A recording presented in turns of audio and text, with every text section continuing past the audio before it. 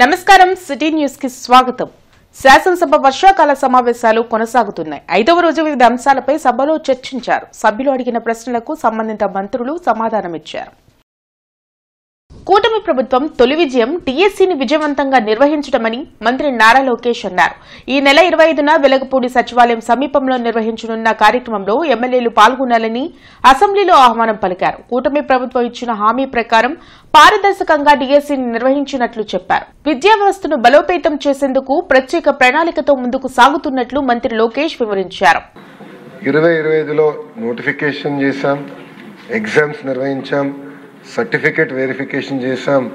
రేపు ఉపాధ్యాయులందరికీ letters, appointment letters మనం అందజేయబోతున్నాం. అధ్యక్ష, ఇది చాలా గర్వకారణం. కూటమి ప్రభుత్వాన్ని తొలి విజయం ఇది. ఎందుకంటున్నానంటే ఎప్పుడు డిఎస్సి నోటిఫికేషన్ ఇస్తే నేను రేపు గౌరవ ముఖ్యమంత్రి ఉప ముఖ్యమంత్రి గారి నాయకత్వంలో పెద్ద ఈవెంట్ ఒకటి నిర్వహిస్తాం. సుమారుగా 16,000 మంది ఉపాధ్యాయులు వాళ్ళ కుటుంబం నుంచి ఒకరు, అంటే 32,000 మందితో సచివాలయం పక్కనే అధ్యక్ష మెగా డిఎస్సి ఈ ఆఫర్ లెటర్స్ అనేది మేము అందజేస్తాం జరుగుతుంది. అధ్యక్ష, అందరికీ వాళ్ళ మీ టేబుల్ పైన ప్రత్యేకంగా ఆహ్వానం కూడా మీకు పెట్టాం అధ్యక్ష. దాంట్లో కూడా అలాగే చేనేత కార్మికులకు అండగా నిలిచేందుకు ఎమ్మెల్యేలతో కమిటీ వేసి చర్చించేందుకు ఉన్న అవకాశాన్ని పరిశీలిస్తున్నట్లు మంత్రి నారా లోకేష్ అసెంబ్లీలో ప్రకటించారు. ప్రతి ఒక్కరూ చేనేత వస్త్రాలను ప్రమోట్ చేయాలని కోరారు. తాను ఎక్కడికి వెళ్లినా మంగళగిరి చేనేతకు సంబంధించిన షాల్స్, వస్త్రాలను ప్రముఖులకు బహుకరిస్తున్నట్లు తెలిపారు.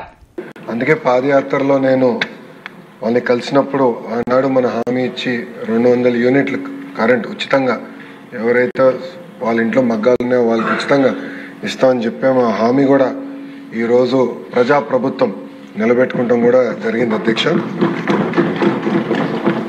కలర్స్ ఎట్లా అప్గ్రేడ్ చేయాలి, డిజైన్స్ ఎట్లా అప్గ్రేడ్ చేయాలి, దానిపైన చాలా డిస్కస్ చేస్తున్నాం.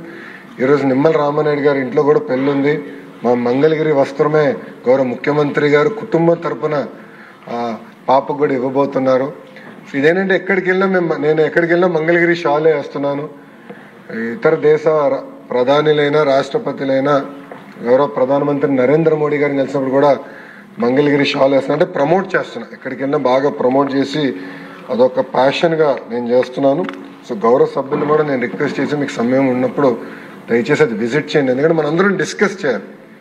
ఇంటర్నెట్ చరిత్రలో సంచలనం సిటీ బ్రాడ్బ్యాండ్. ఇప్పుడు ఇంటింటికి ఇంటర్నెట్, సిటీ నుంచి గ్రామం వరకు అదే స్పీడ్. మీరు ఈ రోజే సిటీ బ్రాడ్బ్యాండ్ కుటుంబంలో చేరండి. ఎగువ ప్రాంతాల్లో కురుస్తున్న వర్షాలతో కృష్ణానదికి వరద ప్రవాహం కొనసాగుతుంది. దీంతో ప్రకాశం బ్యారేజ్ గేట్లెత్తి దిగువకు నీటిని అధికారులు విడుదల చేస్తున్నారు. లోతట్టు ప్రాంత ప్రజలు అప్రమత్తంగా ఉండాలని హెచ్చరించారు. నదీ పరివాహక ప్రాంత గ్రామాల్లోని వారు నదిల్లోకి దిగవద్దని సూచించారు. డయేరియా బాధితులు ఎక్కువగా ఉన్న ప్రగతి నగర్ లో MLA Naseer, mayor Kovelamudi Nani, commissioner పులి శ్రీనివాసులు పర్యటించారు. స్థానికులకు మెడికల్ కిట్స్ పంపిణీ చేశారు.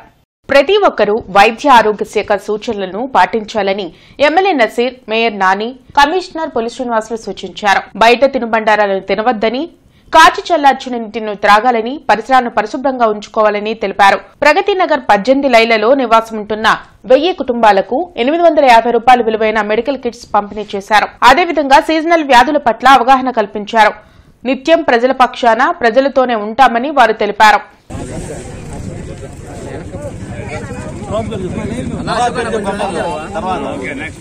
మంగాబాయ్ కొబ్బరికాయలు ఇచ్చే దగ్గర అక్కడే ఉంచారా?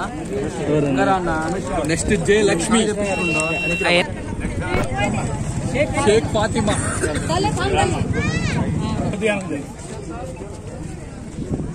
బి అర్చన. సార్ ఒకసారి సార్ పట్టుకోండి సార్ ఒకసారి షేక్ నజీమా. గోరంట్ల శ్రీ వెంకటేశ్వర స్వామి దేవస్థానంలో దసరా నవరాత్రుల సందర్భంగా అన్నపూర్ణాదేవి అవతారంలో అమ్మవారు భక్తులకు దర్శనమిచ్చారు. గోరంట్ల శ్రీ వెంకటేశ్వర స్వామి దేవస్థానంలో దసరా శరన్నవరాత్రి ఉత్సవాలు అంగరంగ వైభవంగా జరుగుతున్నాయి. ఉత్సవాల్లో భాగంగా సుహాసులచే శ్రీచక్రార్చన కార్యక్రమం నిర్వహించామని ఆలయ ప్రధాన అర్చకులు కృష్ణమాచార్యులు వెల్లడించారు. విశేష కుంకుమార్చనలో భక్తులు పాల్గొని అమ్మవారిని దర్శించుకోవాలని కోరారు.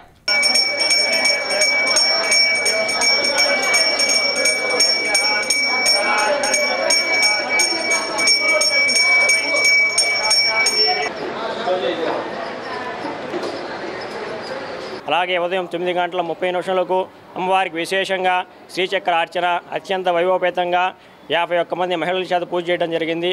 అలాగే సాయంత్రం 7 గంటలకు వేలాది మంది ఆడపడుల చేత బతుకమ్మ కార్యక్రమం అత్యంత వైభవపేతంగా చేయడం జరుగుతుంది. ప్రతిరోజు కూడా సాయంత్రం 7 గంటలకు బతుకమ్మ కార్యక్రమం, ఉదయం పూట 9:30 శ్రీచక్రార్చన, అలాగే ప్రతిరోజు సాయంత్రం 7 గంటలకు అమ్మవారికి విశేషంగా సామూహిక కుంకుమార్చన కార్యక్రమం జరుగును. కావున భక్తులందరూ కూడా ఈ కార్యక్రమంలో పాల్గొని అమ్మవారి కృపకి అలాగే స్వామివారిని దర్శించి కృపకు పాత్ర కాగలరు. ఓం నమో వెంకటేశాయ. శ్రీ పిట్టా చలపతిరావు చారిటబుల్ ట్రస్ట్ ఆధ్వర్యంలో మెగా హెల్త్ క్యాంపు శారదా స్కూల్లో జరిగింది. నగరాల్లోని శారదా స్కూల్లో జరిగిన మెగా హెల్త్ క్యాంపులో Markfed retired GM Adinarayana, director Bharativani, principal Das హాజరయ్యారు. ఈ సందర్భంగా ప్రిన్సిపల్ దాస్ మాట్లాడుతూ శారదా స్కూల్ టీచర్ల ఆరోగ్య సంరక్షణ కోసం ఈ మెగా హెల్త్ క్యాంప్ నిర్వహించామని తెలిపారు. ప్రతి టీచర్కు వైద్య పరీక్షలు నిర్వహించి అవసరమైన వారికి మందులు కూడా పంపిణీ చేశామని చెప్పారు. ఈ కార్యక్రమంలో gynaecologist doctor Madhavi, doctor Jyothisri, doctor Mahidhar, Sharada school సిబ్బంది పాల్గొన్నారు. నగరాలు టెలికాం నగర్లో గల శారదా స్కూల్లో పనిచేసే సిబ్బంది అందరికీ కూడా ఉచిత వైద్య శిబిరాన్ని నిర్వహించడం జరిగింది. ఉచిత మెగా హెల్త్ క్యాంపులో వాళ్ళకి సంబంధించినటువంటి డయాగ్నోస్ చేయడంతో పాటు మెడిసిన్స్ కూడా ఇవ్వడం జరిగింది. దీనిలో మా ప్రతి ఒక్క పాఠశాల సిబ్బంది పాల్గొని వారి యొక్క హెల్త్ విషయంలో టెస్ట్ చేయించుకోవాల్సిందిగా కోరుకుంటున్నాము. దీనికి సహకరించినటువంటి జ్యోతి మేడం గారికి మా ప్రత్యేక ధన్యవాదాలు తెలియజేస్తున్నాను. Thank you. సో మీరు స్ట్రగుల్ పడుతున్నారు, ఒకసారి హెల్త్ కూడా ఇంపార్టెంట్ అని తెలియజేయడం కోసం హెల్త్ క్యాంప్ పెట్టడం జరిగింది. ఎందుకంటే మిమ్మల్నే గుర్తుపెట్టుకునేవాళ్ళు సార్. స్కూలే ఆయనకి ఇంపార్టెంట్, టీచర్సే ఆయనకి ఇంపార్టెంట్, వాళ్ళ పిల్లలే ఇంపార్టెంట్. కాబట్టి దానికోసం మొదటి కార్యక్రమంగా శ్రీ పిట్టా చలపతిరావు గారి పీసీఆర్ అంటే అందరికీ తెలియదేమో అనే ఉద్దేశంతో PCR charitable trust, Pitta Chalapathi గారి చారిటబుల్ ట్రస్ట్ అని పెట్టడం జరిగింది. అలాగే ఈరోజు ఈ మాస్టర్ గారి కార్యక్రమానికి, సార్ గారి కార్యక్రమానికి అరిన దాసరి అరిన అమ్మాయి అక్కడ ఓల్డ్ ఏజ్ హోమ్ ఆర్ఫన్స్ ఉన్నారు. వాళ్ళందరికీ కూడా మార్నింగ్ టిఫిన్, మధ్యాహ్నం భోజనం, సాయంత్రం భోజనం. తాడేపల్లిలోని వైసీపీ కేంద్ర కార్యాలయంలో ముఖ్య నాయకులతో విస్తృత స్థాయి సమావేశాన్ని మాజీ సీఎం జగన్ నిర్వహించారు. ప్రస్తుత రాజకీయ పరిణామాలు, కూటమి ప్రభుత్వ నిర్ణయాలపై ప్రధానంగా చర్చించారు. కూటమి ప్రభుత్వం చేయకోని పనులు అన్నీ చేస్తుందని జగన్ విమర్శించారు. రాజధాని అమరావతికి 1,00,000 కోట్ల అప్పులు తెస్తున్న సీఎం చంద్రబాబు మెడికల్ కళాశాల కోసం 5,000 కోట్లు అప్పు చేయలేరా అని ప్రశ్నించారు. కూటమి పాలనలో ఏ పంటకు రైతుకు గిట్టుబాటు ధర లభించలేదని, సూపర్ 6 పథకాల అమలుపై ప్రభుత్వాన్ని నిలదీయాలని అన్నారు. సంపత్ నగర్ శ్రీ శృంగేరి శంకరమఠం శారదా పరమేశ్వరి దేవస్థానంలో శ్రీ శారదా శరన్నవరాత్రి మహోత్సవాలు వైభవంగా కొనసాగుతున్నాయి. ఆధ్యాత్మిక పరిమళాల నడుమ జరిగిన సామూహిక కుంకుమార్చన కార్యక్రమంలో మహిళలు పెద్ద సంఖ్యలో పాల్గొన్నారు. ఈ సందర్భంగా వేద పండితులు నరసింహ ఆచార్యులు మీడియాతో మాట్లాడుతూ ప్రతి సంవత్సరం దసరా ఉత్సవాలు ఘనంగా నిర్వహించుకుంటామని వివరించారు. ప్రతిరోజు ఆధ్యాత్మిక కార్యక్రమాలతో పాటు సాంస్కృతిక కార్యక్రమాలు జరుగుతాయని వెల్లడించారు. శారదా శరన్నవరాత్రి మహోత్సవాలు అత్యంత వైభవపేతంగా నిర్వహించబడుతున్నవి. ప్రతిరోజు కూడా ప్రాతకాలంలో గోపూజ కార్యక్రమం, గురు ప్రార్థన, బాల చండీ పారాయణ, శ్రీమద్ రామాయణ పారాయణ, దేవీ భాగవతము, మహామంత్ర అనుష్ఠానాలు, అదేవిధంగా సాయంత్రం పూట అమ్మవారికి శ్రీచక్ర నవావరణ అర్చన, 1,00,000 కుంకుమార్చన, ఇవే కాకుండా భక్తుల చేత సామూహికంగా సువాసినీల చేత లక్ష్మీ సహస్రనామ అర్చనా కార్యక్రమాలు అత్యంత వైభవపేతంగా జరుగుతున్నాయి.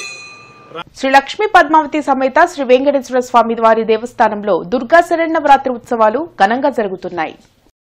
గోరంట్లలోని చిన్నగుడిలో 11 రోజుల పాటు దుర్గా శరన్నవరాత్రి ఉత్సవాలు నిర్వహిస్తున్నామని అర్చకులు నల్లూరి వెంకటరమణ తెలిపారు. ప్రతిరోజు సుహాసులచే కుంకుమార్చన, సహస్రనామార్చన నిర్వహిస్తున్నామని చెప్పారు. ప్రతి ఒక్కరూ దేవాలయానికి విచ్చేసి పూజా కార్యక్రమంలో పాల్గొని స్వామివారిని దర్శించుకుని ఆయన కృపను పొందాలని కోరారు. ఈ కార్యక్రమంలో అర్చకులు పరాశరం విజితేంద్ర, పెద్దింటి కులదీప్ భార్గవ్ పాల్గొన్నారు. ఈనాడు కాశీ అన్నపూర్ణాదేవిగా అమ్మవారు దర్శనమిస్తూ మనందరినీ కూడా అనుగ్రహిస్తూ ఉన్నారు. ప్రతిరోజు కూడా అమ్మవారి మండపం యందు ఉదయము సాయంత్రము కూడా సువాసనల చేత కుంకుమార్చన జరపబడుతున్నది. కావున ఈ 11 రోజులు కూడా దేవాలయం వద్దకు విచ్చేసి అమ్మవారిని దర్శించి స్వామివారిని దర్శించి అమ్మవారి యొక్క పరిపూర్ణ అనుగ్రహ కృపా కటాక్ష వీక్షణలు పొందవలసిందిగా మనవి చేస్తూ ఉన్నాం. మంగళం మహత్. శ్రీ శ్రీ శ్రీ. ఉదాన్ నస్తా గల్లీ ట్రేడ్ ఫేర్ సౌజన్యంతో జీతో లేడీస్ స్వింగ్ ఎగ్జిబిషన్ సూర్యదేవర కళ్యాణ మండపంలో జరిగింది. జీతో లేడీస్ వింగ్ మహిళలకు ప్రత్యేక వేదికని, ఇది మహిళల శక్తిని, నైపుణ్యాన్ని, అభివృద్ధిని పెంపొందిస్తుందని జీతో గుంటూరు జిల్లా చీఫ్ సెక్రటరీ జూగ్రాజ్ బండారి వెల్లడించారు.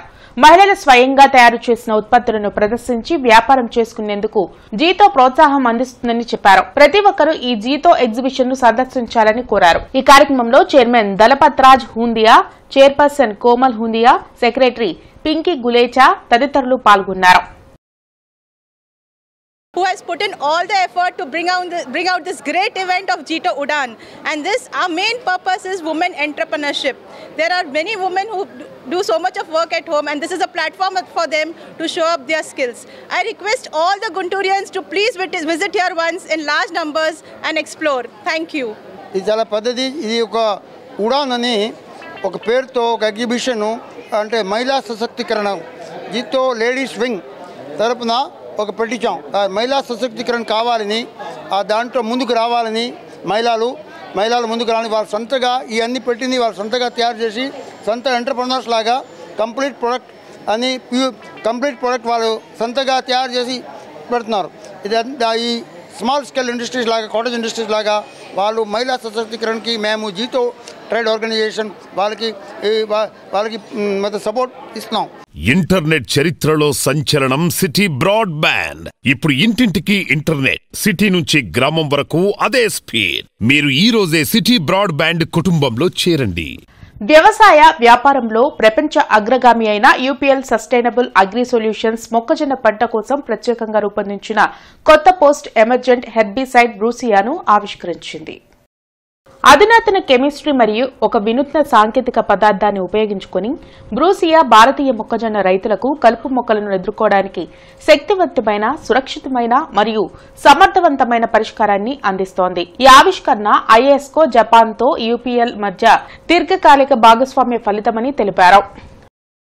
ఇవి ఇప్పటివరకున్న వార్తా వివరాలు. మరికొన్ని వార్తా విశేషాలతో మళ్లీ కలుద్దాం. అంతవరకు సెలవు. నమస్కారం.